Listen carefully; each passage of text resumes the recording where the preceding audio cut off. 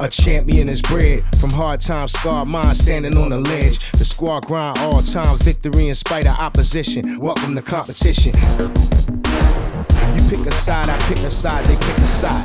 Take a knee against abuse, they rather you die. Pushing through dark tunnels, trying to shed light. The fight is on the moment we enter the game of life. Get it right before the whole thing gone dead. Let's go ahead and take it there. Meet me on the edge.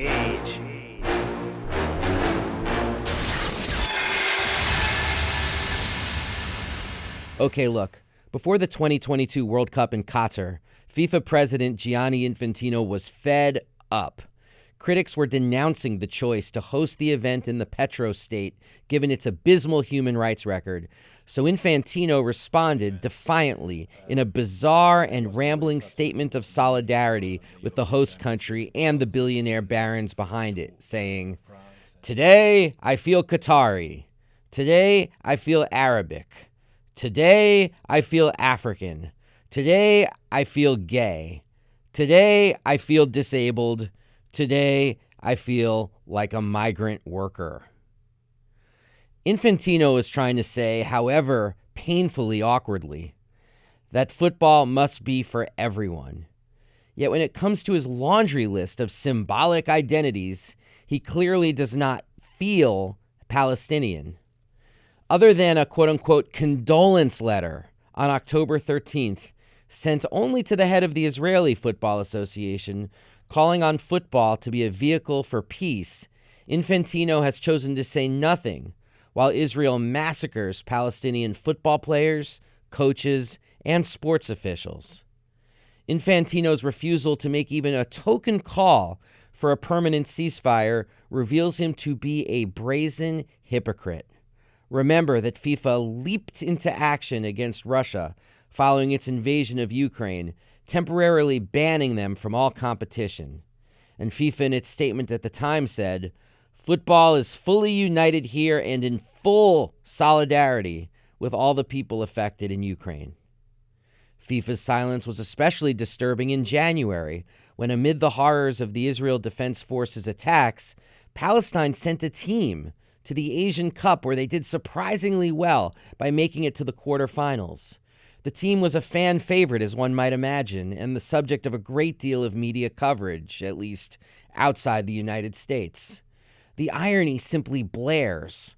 Here is the Palestinian team showing up for FIFA and playing a tournament under extreme duress, and here is FIFA turning its back. Infantino's silence and venality is damning. He will stand up to the West for Qatar's billions, but not for a people in desperate need of courage and a voice. He is making clear through his actions that FIFA will not cross the United States and Europe when it could affect the bottom line. The price of FIFA's self-censorship came into focus after Israel killed Palestinian national team member and football star Mohammed Barakat. In a widely seen video over social media, Barakat filmed his last public words as he could hear Israeli airstrikes getting closer. Known as the Legend of Khan Yunis, the 39-year-old Barakat was the first player in the Gaza Palestinian League to score 100 goals. He also played for the Al-Wadat club in Jordan as well as professionally in Saudi Arabia. None of that mattered as Israel hit Barakat's family home on the first day of fasting during the Islamic holy month of Ramadan. According to the International Palestinian Football Association, Barakat is just one of hundreds of Palestinian players at all levels who have been killed by Israeli attacks. Israel even killed Hani Al-Masdar, one of Palestine's greatest players and a manager of the Olympic team, last January. And yet FIFA still says nothing. Perhaps that shouldn't be too surprising. No one should ever look to FIFA or Gianni Infantino for moral guidance. Yet we should still demand that FIFA speaks out. FIFA represents the world's most popular sport, and it has a responsibility to represent everybody. FIFA has a power that could be a force of unity and justice. Infantino's global solidarity, however, clearly does not extend to Palestinians. When we speak about the dehumanization of the Palestinian people, FIFA's silence is part of what makes that a reality. This dehumanization is a prerequisite to the dancing IDF soldiers, the parties with a bounce house blocking food aid, the Israeli rappers recording genocide anthems, and all the other attendant horrors. We must remember who chose to speak out and who remains silent. But we must also put pressure on the silent to raise their voices.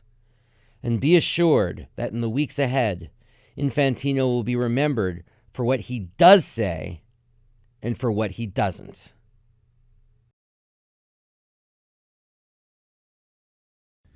Thank you so much for watching The Real News Network, where we lift up the voices, stories, and struggles that you care about most.